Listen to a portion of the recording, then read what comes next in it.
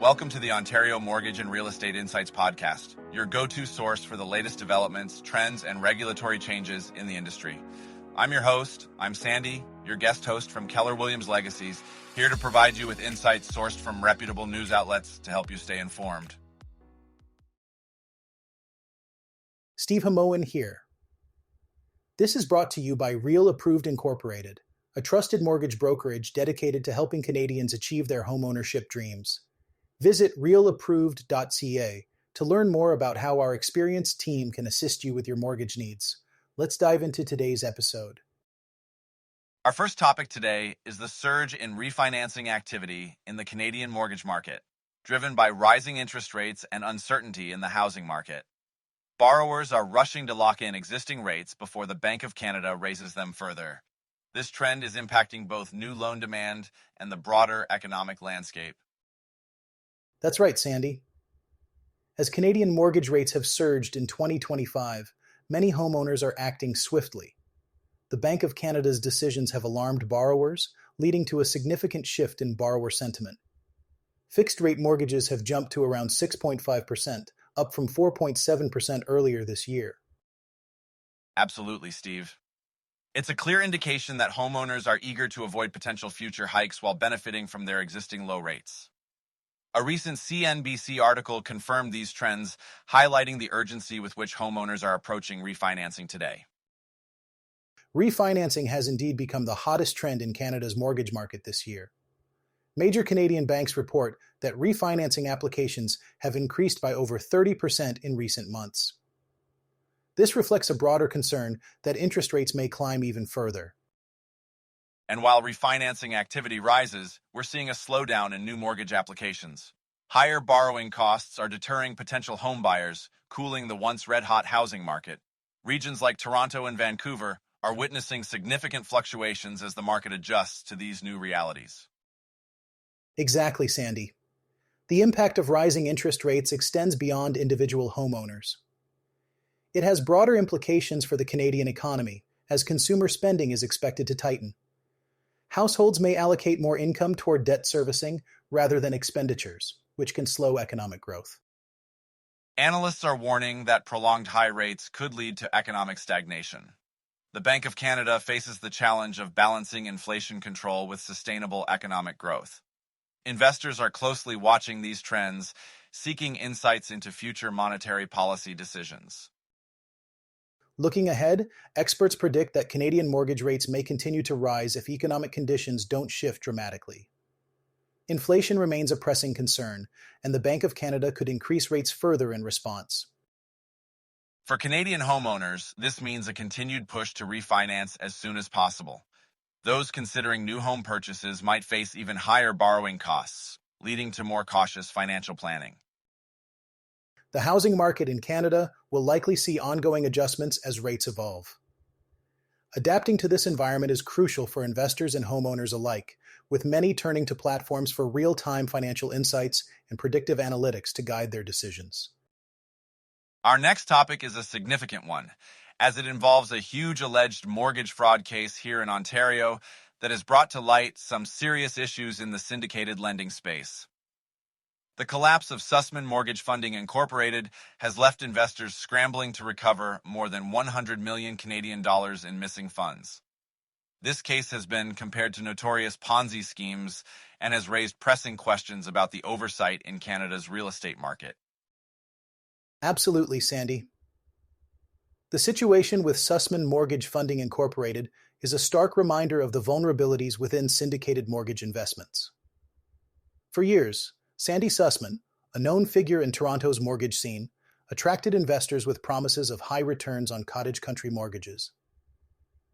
But investigations have revealed that much of the money wasn't lent out as promised, and investor payouts were likely funded by new investments, a classic Ponzi operation indicator. It's quite alarming, Steve.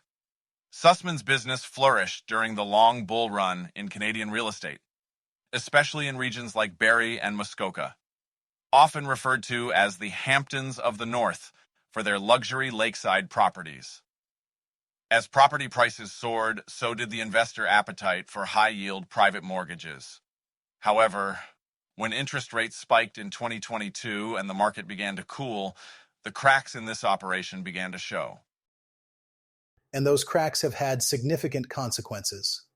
Lawsuits allege that Sussman missed repayments and failed to register some mortgages, leaving investors without protection. This case highlights the importance of due diligence when investing in syndicated mortgages. Many investors were drawn in by personal connections and invested without proper legal review or documentation, making them vulnerable to fraud.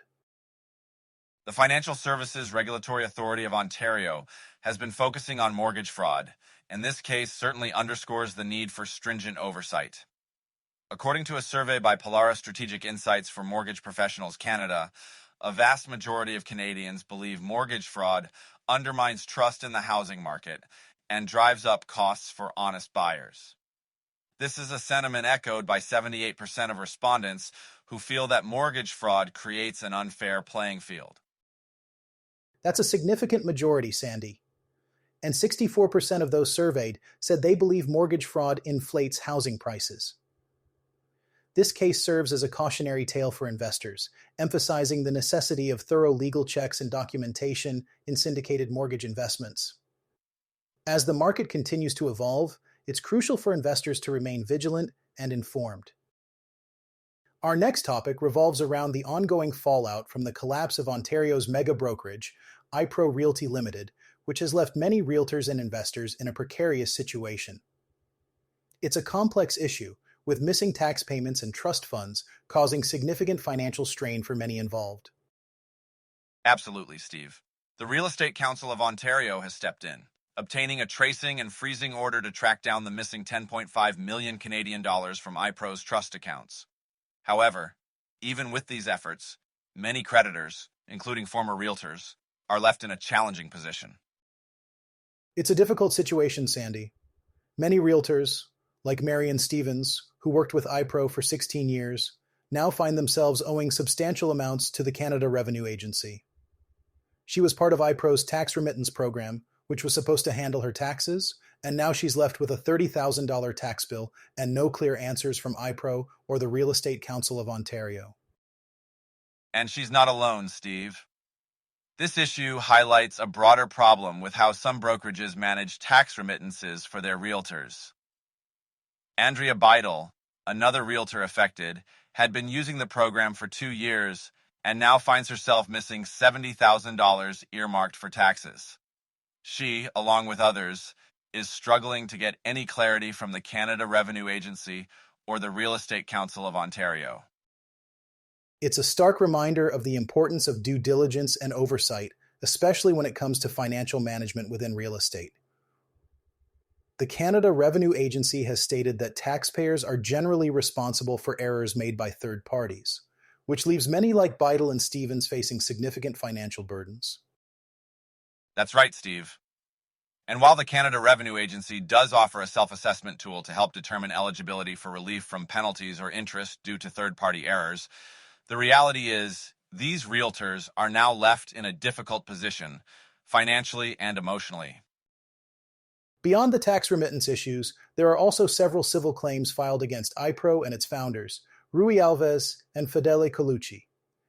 These claims are seeking millions of dollars in loans and investments, with some of the plaintiffs being former managers and investors.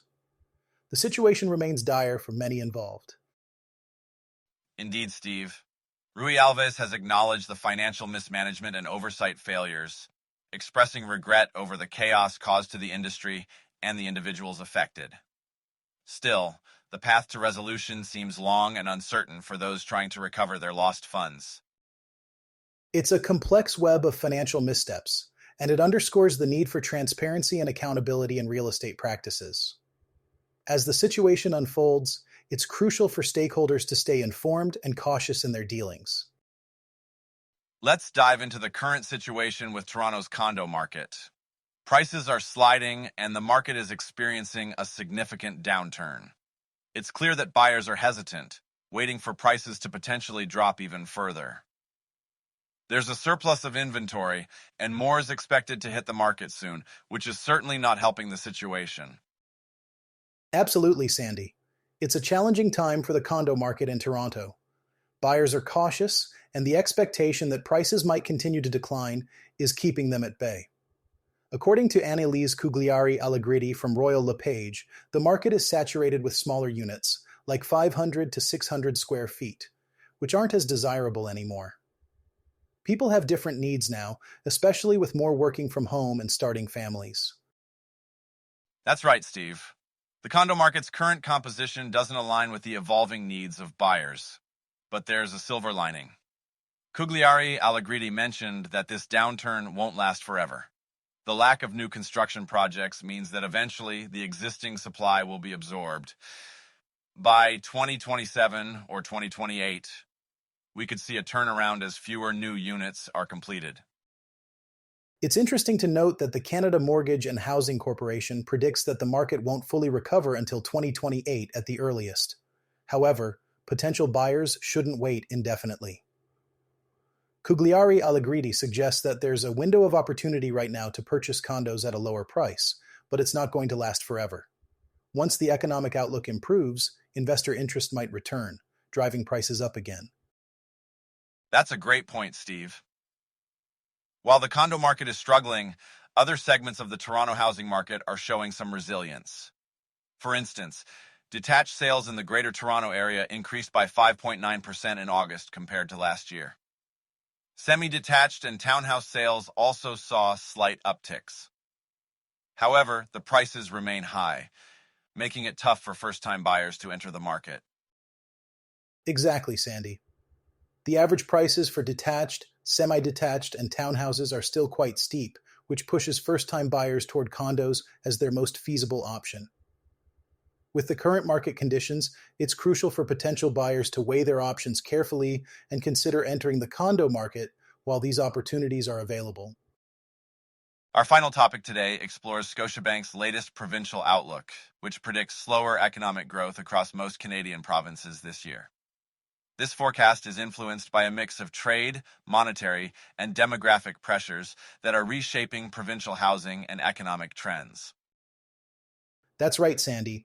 The report highlights that while United States tariff rates have eased from their initial highs, they continue to be a significant drag, particularly for manufacturing-heavy regions like Ontario and Quebec. In contrast, resource-based provinces such as Alberta and Saskatchewan have been relatively insulated from these trade headwinds. It's a complex situation, Steve.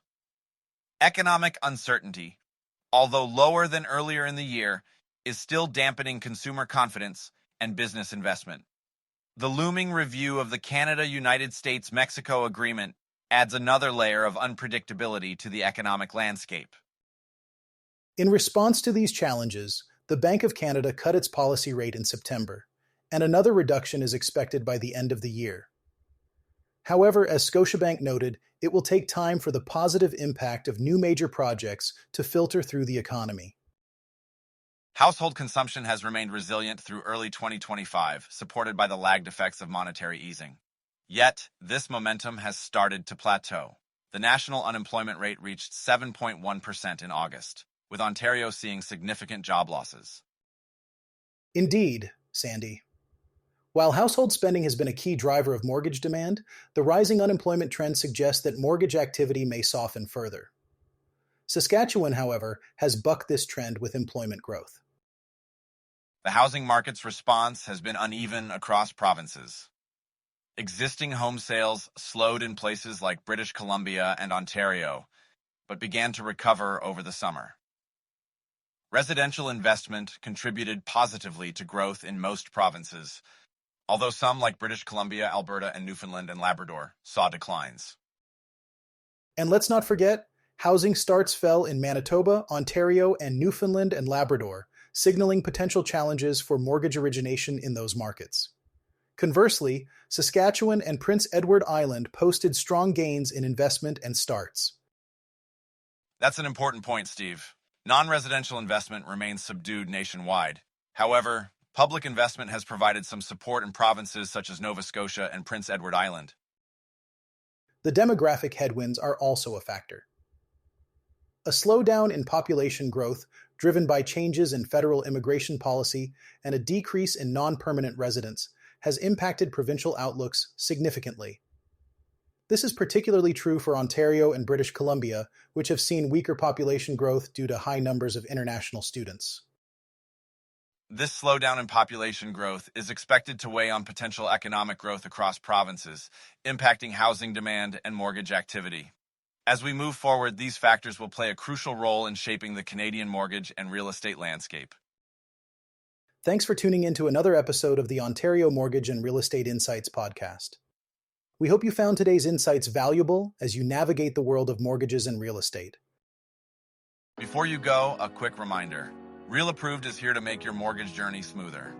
Whether you're buying your first home or refinancing, their experienced team is ready to guide you with personalized support every step of the way.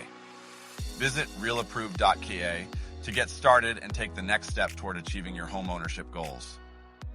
Catch you next time and stay informed with the latest industry insights.